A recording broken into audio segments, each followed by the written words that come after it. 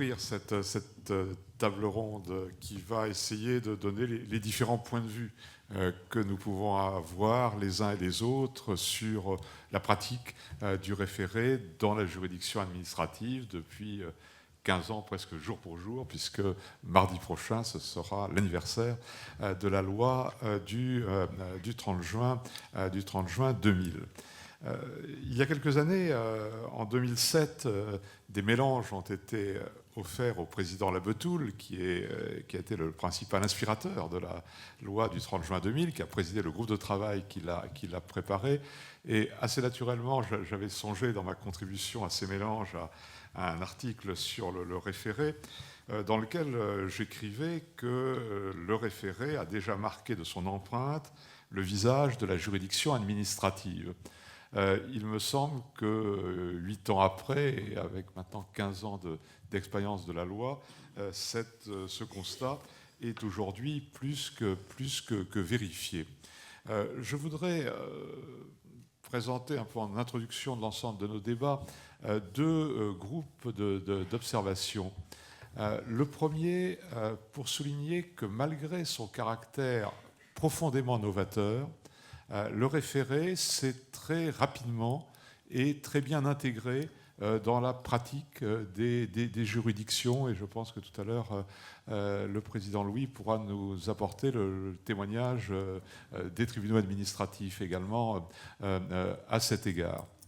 Mon deuxième grande observation sera pour dire que les procédures de référé d'urgence, référé suspension, référé liberté, référé mesure utile, se sont chacune développées à partir d'un socle commun, mais en montrant aussi leurs particularités, leurs spécificités, et en s'affirmant chacune avec leur utilité propre, et par conséquent, et je crois que c'est important pour les avocats, en ayant chacune des avantages et des inconvénients que l'avocat doit savoir peser lorsqu'il choisit de saisir la juridiction administrative par telle ou telle voie de référé. Je pense qu'aussi Maître Braque nous apportera sur ce point des éclairages.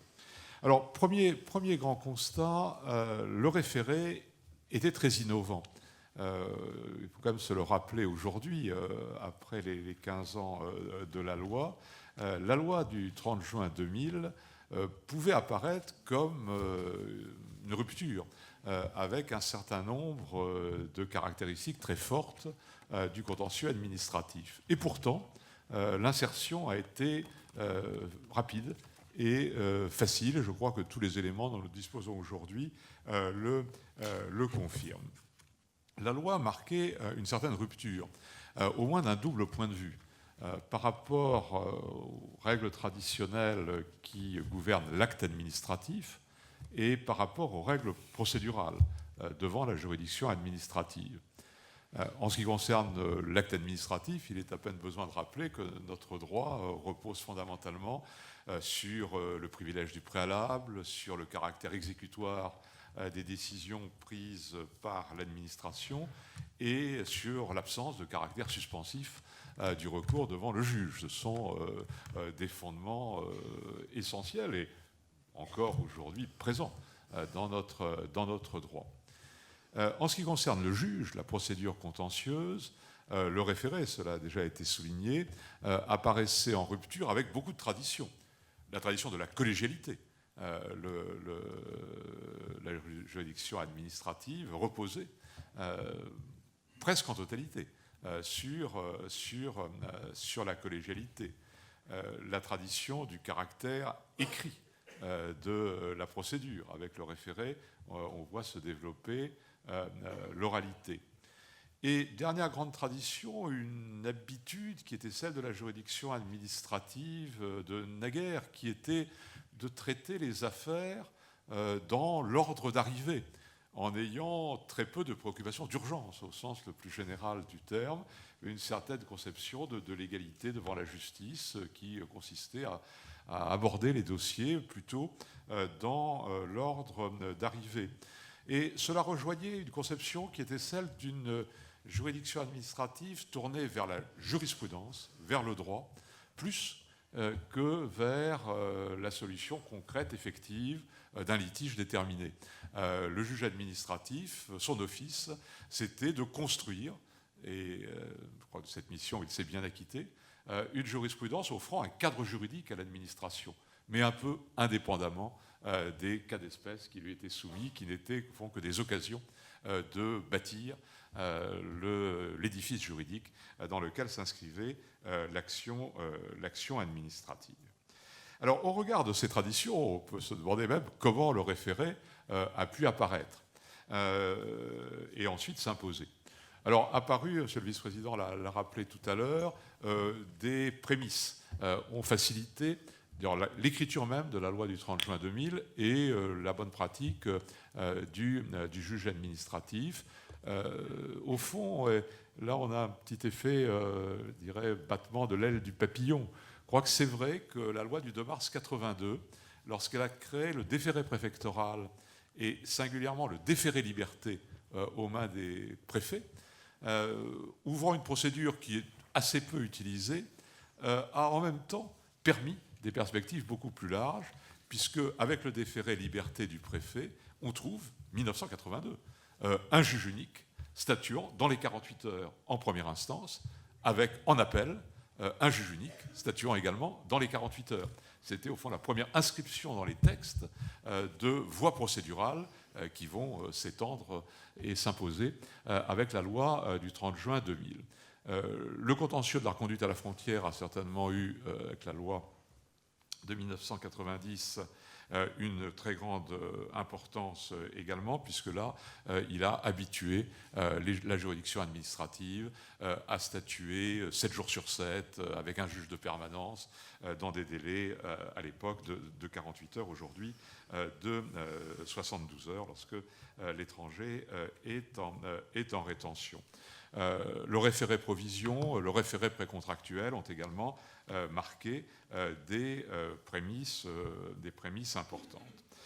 Au-delà de cette accoutumance, il y avait le sentiment d'une nécessité qui était fortement ressenti au regard d'un certain nombre de pays européens qui, dans les mêmes laps de temps des années 80-90, avaient développé des procédures d'urgence devant le juge administratif, la Belgique, l'Espagne, l'Italie en particulier.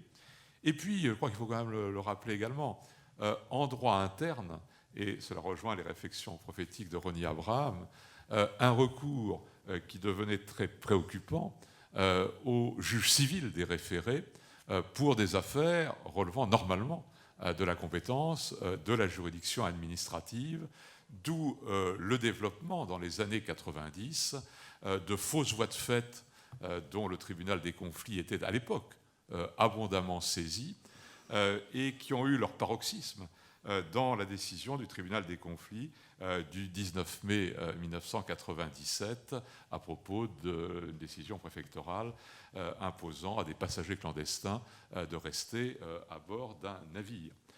Cette décision du tribunal des conflits a eu un effet déclencheur. On peut aujourd'hui observer qu'elle est la dernière décision, ça on ne le savait pas à l'époque, à avoir été rendue sous le départage du garde des Sceaux. Depuis 1997, plus jamais le tribunal des conflits n'a dû faire appel au départage du garde des Sceaux et, comme vous le savez, plus jamais il n'aura à le faire puisque la loi du 16 février dernier a mis fin au départage du tribunal des conflits par le garde des Sceaux. Mais cette décision a eu un effet déclencheur, une prise de conscience. Il est indispensable d'avoir devant la juridiction administrative des voies de recours effectives, notamment en matière de droits fondamentaux, pour éviter que les justiciables ne se tournent vers des juridictions judiciaires qui pouvaient estimer qu'en l'absence d'autres voies de recours, il leur appartenait d'affirmer leurs compétences, même si dans cette affaire un peu turbulente, le tribunal des conflits a retenu la voie de fait. La loi du 30 juin 2000 a été préparée, a commencé à être préparée peu de temps après cette décision de 97 du tribunal des conflits qui a sans doute accélérer l'élaboration de la loi sous l'égide du président Labetoul. Et dans la préparation de la loi, dans le vote de la loi, on a vu apparaître 4 caractéristiques qui vont marquer l'ensemble des procédures de référé, que je rappelle juste d'un mot, mais qui sont évidemment très, très importantes. D'abord, le juge unique. Pour avoir une procédure efficace, il faut un juge unique. C'était une des raisons de la faiblesse du sursis exécution. Le sursis exécution ne pouvait être prononcé que par des formations collégiales. Et c'est notamment pour cela qu'il prenait trop de temps et qu'il ne s'est jamais véritablement affirmé. Un juge unique, une audience, l'oralité, une instruction qui n'est close qu'après l'audience, et une audience au cours de laquelle le juge va poser des questions, les parties vont s'exprimer, vont se rencontrer. Et je crois que tous les juges des référés ont vraiment l'expérience de l'intérêt de l'audience, tous les juges des référés et tous les avocats, puisque à l'audience, on est tout de même à un moment où la décision administrative est toute récente, vient d'être prise, où il y a encore peu de conséquences qui en ont été tirées, où la procédure est encore très malléable. Eh bien, pour la première fois, les différentes parties vont se rencontrer avec l'administration, pour la première fois peut-être dialoguer. Dans bien des cas, l'administration va se rendre compte qu'elle est partie sur une mauvaise voie. Et comme cela a déjà été dit, je crois que c'est profondément exact, le juge des référés a d'ores et déjà, en attendant peut-être d'autres procédures qui affirmeront des référés médiation ou conciliation, a déjà à l'audience un rôle de médiateur, de conciliateur, et d'ailleurs bon nombre d'audiences se terminent par des désistements ou des non-lieux parce que la solution a été esquissée à l'audience. Troisième élément commun qui est très, très important au succès des procédures de référé est imaginer d'emblée cette procédure, dite procédure de tri, qui permet au juge des référés, sans instruction ni audience, de rejeter immédiatement une requête qui paraît manifestement vouée à l'échec. C'est un élément très important de la régulation du système. On observe qu'environ 30% des affaires de référé sont réglées par cette procédure de tri, ce qui permet de ne porter à l'audience que les affaires qui le méritent véritablement et d'équilibrer la tâche du juge des référés, également d'alerter l'administration sur le fait que lorsqu'il y a une audience, ça ne veut pas nécessairement dire que le requérant a raison, mais qu'au moins la requête est sérieuse et que par conséquent l'administration doit venir à l'audience, défendre sa position ou éventuellement évoluer si elle constate que sa position peut évoluer. Et dernier élément commun, l'urgence. La condition d'urgence commune à l'ensemble des référés dits référés urgents. Urgence qui va se moduler entre le référé suspension et le référé liberté. Là, la loi ne l'avait pas dit, c'est la jurisprudence qui va affirmer très vite, dès les premiers temps d'application de la loi de 2000, qu'il y a en réalité deux urgences, celle du référé suspension et celle particulière, renforcée, du référé liberté, qui doit être constatée pour que le juge des référés liberté fasse usage des pouvoirs qui lui reviennent. Parce qu'il y a urgence, il y a aussi un certain degré d'évidence. Là aussi, la loi ne le dit pas expressément, mais un juge de l'urgence est nécessairement un juge de l'évidence. Il ne peut statuer dans l'urgence qu'au regard du droit existant, des textes, de la jurisprudence établie, sans lui-même créer de nouvelles constructions juridiques. Mais l'urgence est également une obligation pour le juge. Quand il peut statuer, il doit statuer et il ne doit pas laisser passer les délais pour aboutir à une situation, à une solution de non-lieu. L'urgence lui impose de mettre en œuvre la procédure dans la mesure où cela est possible. Alors voilà les quelques observations que je voulais faire sur le cadre général. Dans ce cadre général, les différents libertés, les référés d'urgence ont développé chacun leur potentialité. S'agissant du référé suspension, je dirais que le référé suspension s'est affirmé comme un élément important de renforcement de la sécurité juridique. Pouvoir obtenir dans des délais brefs, le référé suspension intervient dans des délais de 8 jours à 3 semaines en moyenne. Dans des délais brefs, en cas d'urgence, la suspension d'une décision administrative au sujet de laquelle un doute sérieux existe est un élément important de sécurité juridique.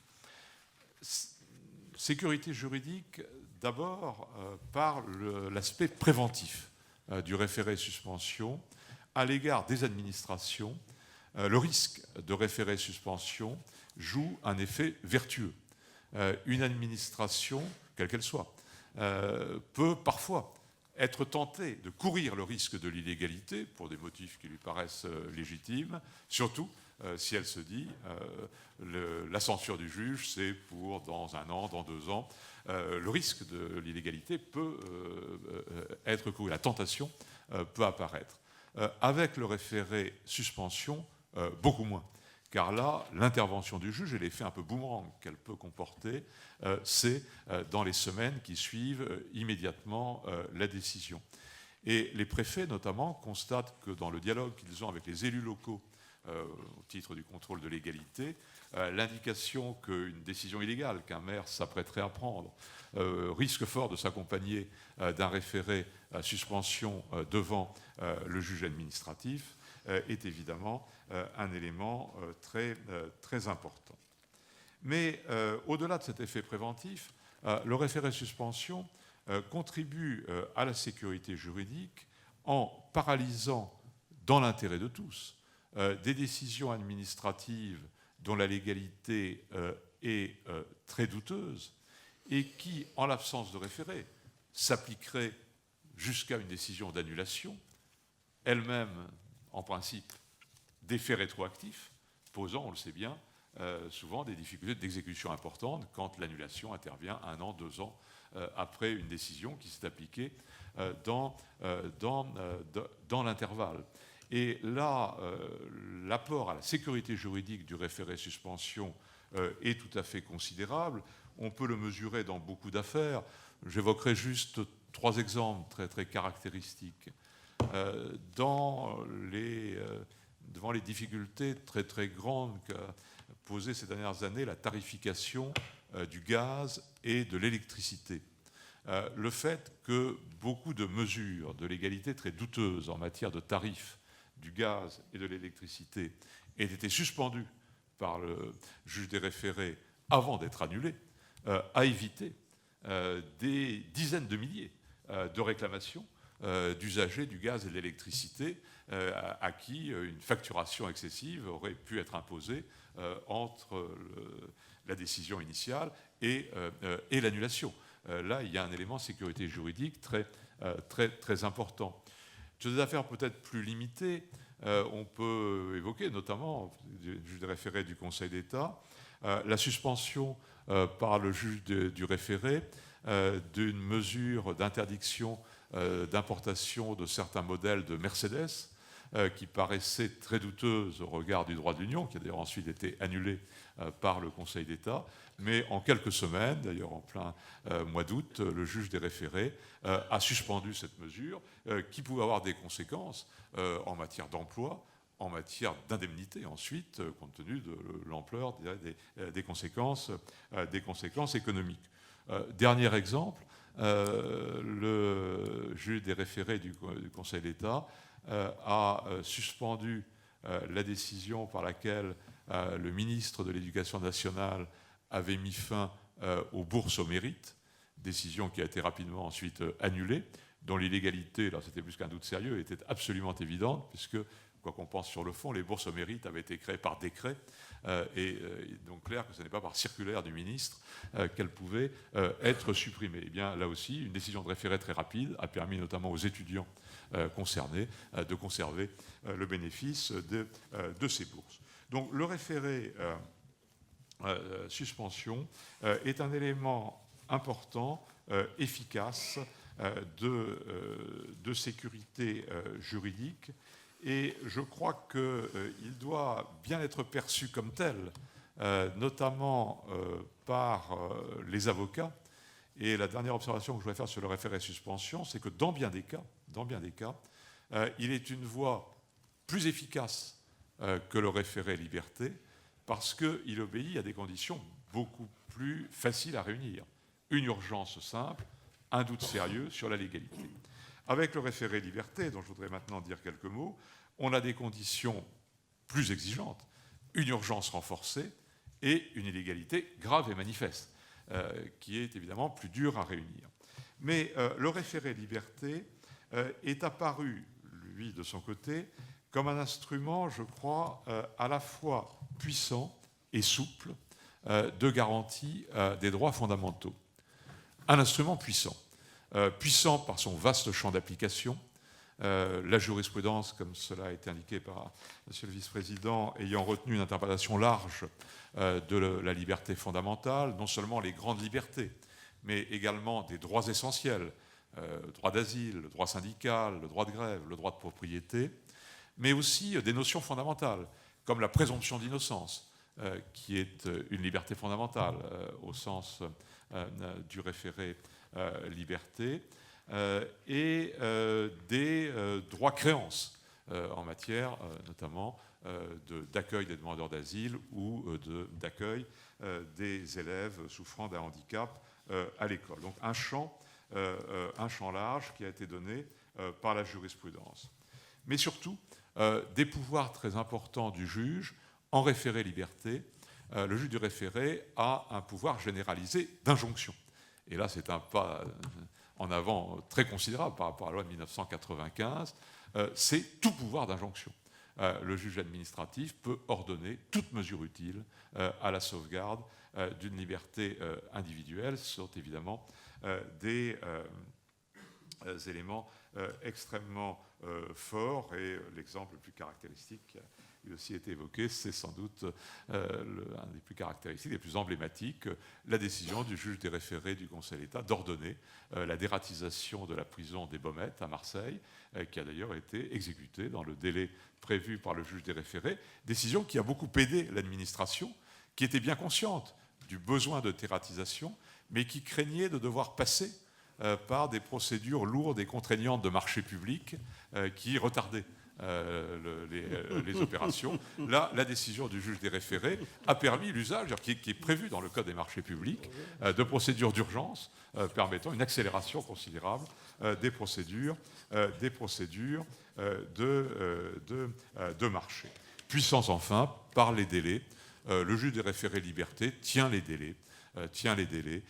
Il intervient dans les 48 heures.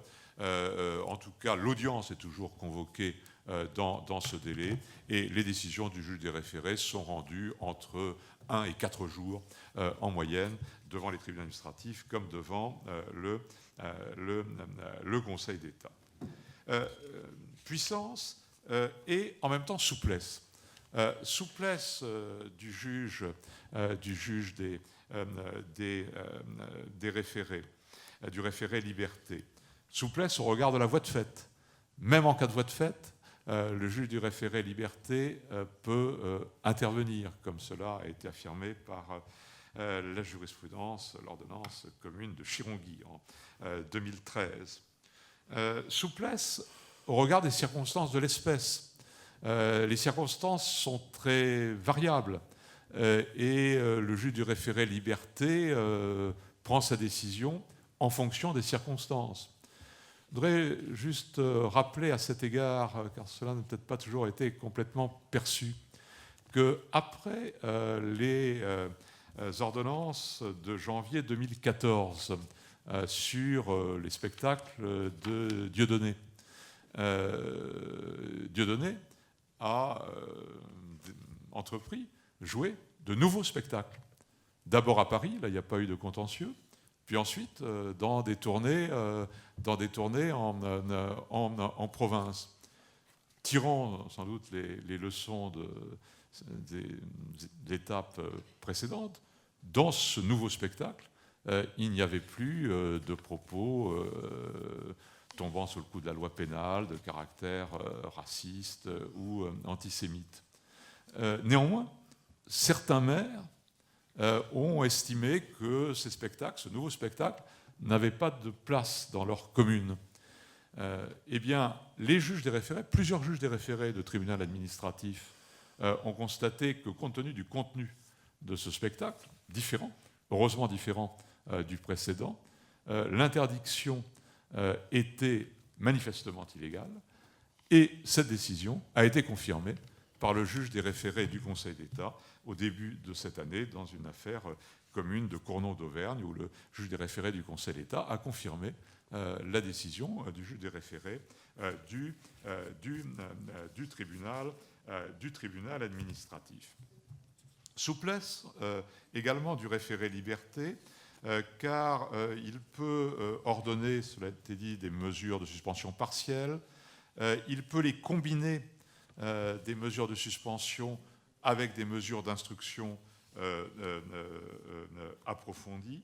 Et on l'a vu d'abord dans des décisions où étaient déjà en cause des risques importants pour les personnes, où le juge du référé liberté a ordonné des mesures conservatoires et prescrit une expertise.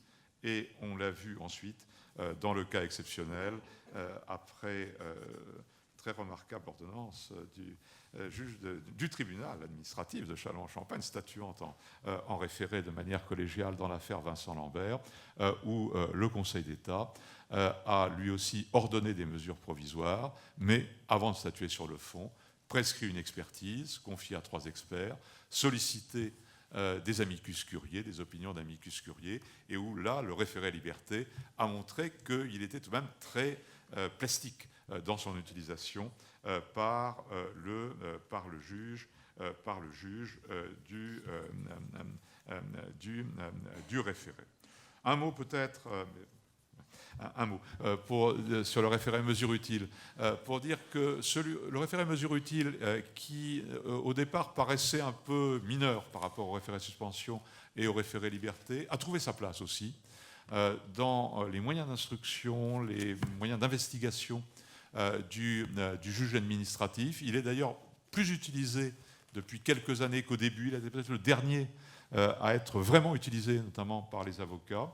Et là aussi, la jurisprudence a eu l'occasion de montrer que lorsque l'affaire s'y prête véritablement, notamment certaines affaires de travaux publics, où le référé mesure utile peut permettre au juge d'ordonner des constats ou même des mesures provisoires à l'égard d'opérations de travaux publics, il avait toute sa place qui doit rester raisonnable.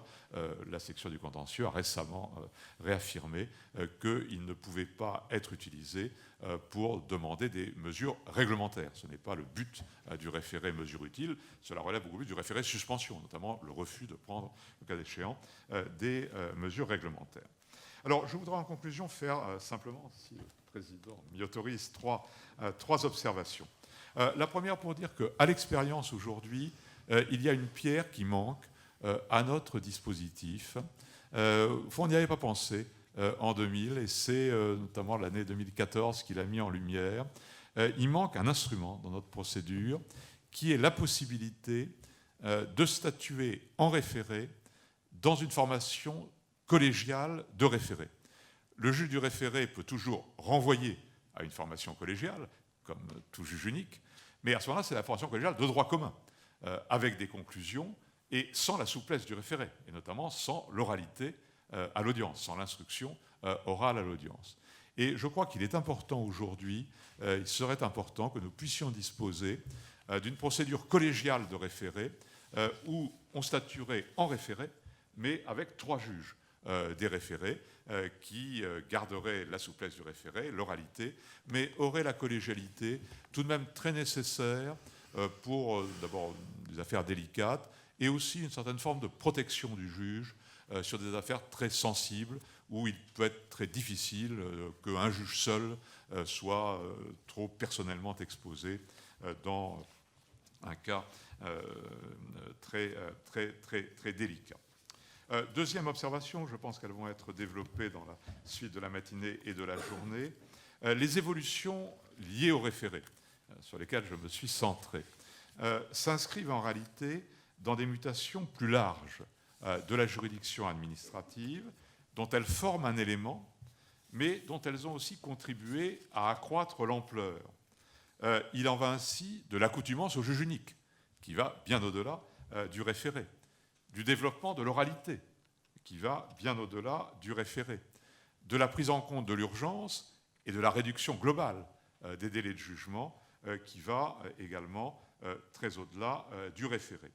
Le référé souligne aussi le rôle du juge administratif, dans la solution apaisée de débats de société et dans la situation parfois exposée du point de vue médiatique ou politique qui est celle du juge. Dernière observation, le référé s'inscrit pleinement dans l'espace européen. Il est, Monsieur le Vice-président l'a souligné, un élément nécessaire à l'application effective du droit de l'Union européenne.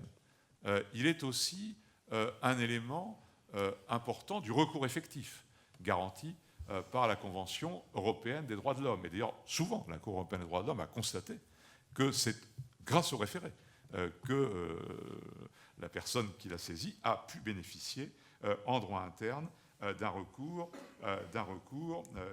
effectif.